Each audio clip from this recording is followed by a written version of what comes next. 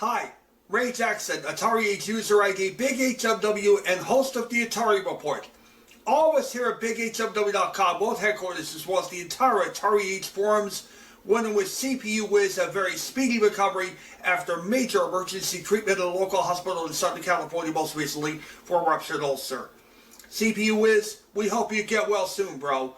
The entire Atari community and all of us here at BigHMW.com, world headquarters, are pulling for you. Godspeed, bro. We know you'll make it. Peace out. From BigHMW.com, world headquarters at Bishop Park, this is the Atari Report, 2600 edition, with Ray Jackson. Good evening, everybody. On this edition of the Atari Report, we take a look at the third and final installment of the Asteroids trilogy, Space Duel, for the Atari 2600 video computer system.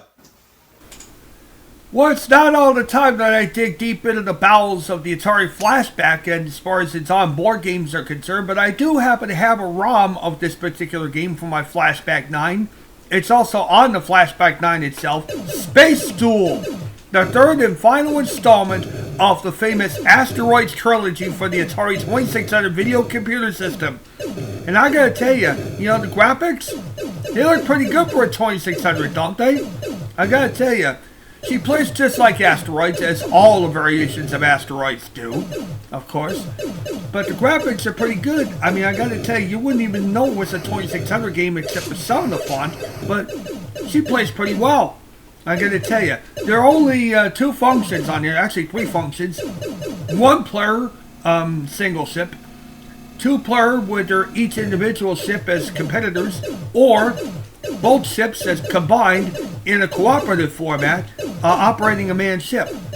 Obviously, the bonus levels are here on Space Duel, as they always are, as well as, of course, your fair share of characters, all those blocks and spinners and triangles and things like that. But this is pretty good. Not bad for, vector to raster conversion, especially considering the 2600 limitations. But I gotta tell you, this game is pretty good. And this is just a ROM. I don't know what the actual game looks like on the flashback itself, but basically this is the ROM here, and I do have the ROM available on the Atari Age forums. You click on the link down below, it'll take you right to the Atari Age forums, and you'll be able to download the ROM for yourself to try out on your Atari emulator, your Flashback 9, your Harmony Encore multi-cart, or any other emulator. Well, I gotta tell you, the graphics are pretty good. I gotta tell you, yeah, you do have your limitations of the 2600, all the spinning, the blinking, flickering, that kind of thing. After all, we all know that the 2600 does have those limitations, but I gotta tell you, play is great on this particular game right here. I'm quite impressed. Anyhow, that's it. Well, guys, what do you think? I gotta tell you, for the third installment of the Asteroids trilogy, it does a pretty fine job on the Atari 2600. Originally, this was taken off a program I found, a ROM I found, from the Atari Flashback 2 and converted for binary use. I don't know who by, but I can't remember his name, but I found him on AtariAge.com. But anyhow, basically, you'll find the ROM.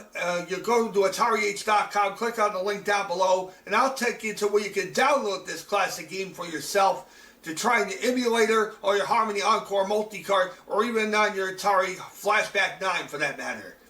I gotta tell you, for vector graphics conversion to a raster scan like the 2600 uses, considering the 2600's limitations, I think it does a pretty good job at it. I gotta give it a thumb and a half up in this case, because I do believe it could have been done better, but then again, it is the 2600, so take it for what it is.